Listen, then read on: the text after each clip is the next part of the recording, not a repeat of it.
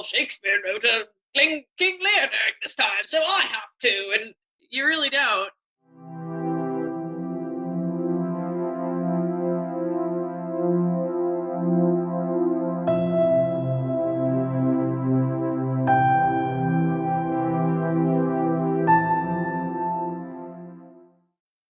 Beginning of Atlanta's quarantine, I had a lot of trouble working on anything, including art. It took me a while. It took me a couple of weeks, and only since leaving Atlanta and leaving sort of those patterns that I had built up was I able to come back to my usual form of expression. I feel a lot better about it now, but it was very difficult at the beginning.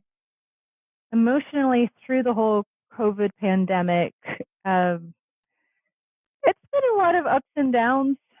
I actually, at one point, looked up the stages of grief because I was like, this feels like the stages of grief. There's a lot of like first denial and then anger and frustration and sadness. And some days there's acceptance. And I work on some artistic projects and I'm like, everything's going to be okay.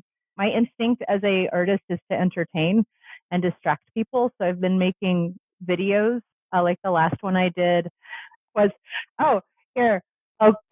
but I'll show you this little, it was a spoof of Little Shop of Horrors. Instead of a plant, it was a COVID ball.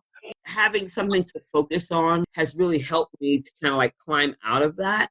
And also like, I have an artist studio and like I wasn't going in as often as I could. And because the building is so sequestered, like I'm safe in my studio, get back into my creativity so that I can actually finish my own projects and be an actual contributor. Before the pandemic, I was really craving a break. I had been in a play since December 2018. I remember thinking all I want is to just have some time to just make art. And then the universe said, well, here's a pandemic for you. So now you have all the time in the world. And I'm like, this is not what I asked for at all. Initially, I wasn't creating. The first 2 weeks were kind of sick the first week, second week, bummed out because I was ready to work. But by the third week, I started to write more and kind of journal and videotape and record myself journaling a little bit. I've been using art mediums that I don't normally use to cope, which I think is very interesting. Like I painted a picture, which I've been writing some poetry. It's kind of been like poetry / journal writing. And these are usually like not my modes of expressions. I am trusting myself that I'm still open creatively and flowing creatively and fluid, and all these things will come together. So just allowing that creativity to take whatever shape that it takes, but still trusting myself as an artist, but not putting pressure on myself. When this all first started, I was finding things to do. I was rapping, dancing. I ended up coming up with a web show where I bought these little plastic Easter eggs from Walmart and like made them characters, created this show called Eggs.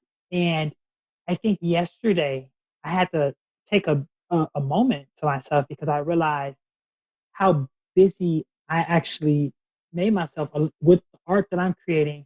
For the first time in a while, I had to go like, let me just step back. I have depression and anxiety, and so not being able to go out has affected me a little bit.